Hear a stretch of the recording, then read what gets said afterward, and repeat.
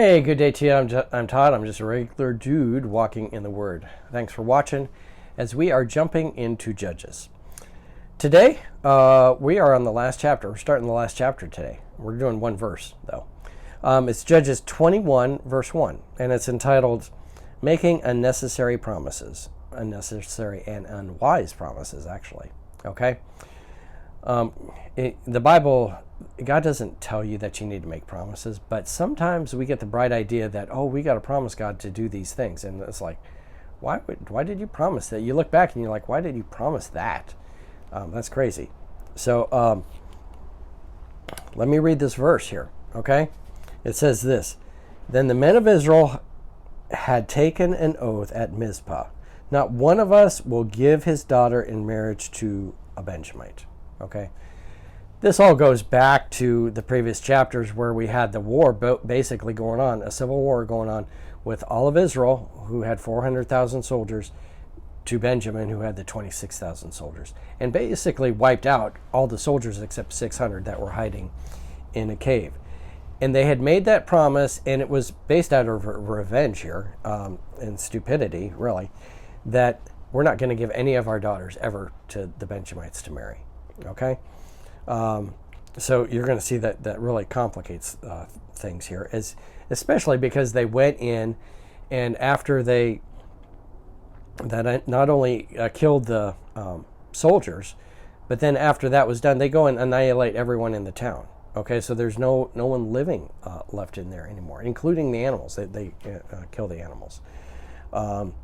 So it's a unwise and stupid thing.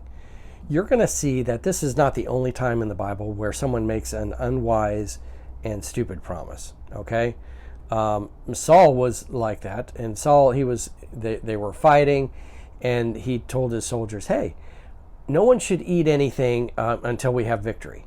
Like, and you think about it, like, why would you say something like that? He wasn't thinking rationally. And then when Jonathan, he didn't hear the promise that Saul had uttered, and he was like hungry, and he saw some honey, and he takes his sword and dips it in there and puts it on his tongue. He's like, "Oh man, that's refreshing," and he had like that boost of energy from the honey. And then later, there's a big rigmarole because of Jonathan not obeying the promise. And Saul was ready to kill him. He was like, you didn't obey the promise that I had, so I'm going to kill you. And then the other soldier stepped in like, whoa, don't do that. He's like our hero. He won the battle all before us, so don't do that. There's another time in Judges where Jephthah is the judge, and he's like, the Lord told him already he'd have victory.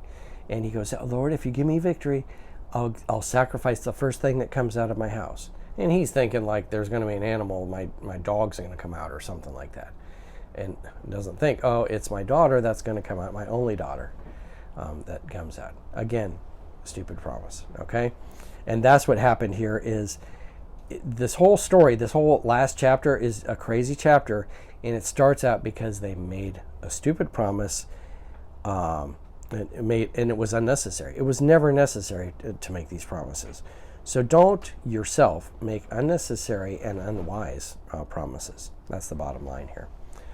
Thanks for watching. I'm just a regular dude walking in the Word, and I'll see you tomorrow as we keep on jumping into Judges. Lord's blessing to you.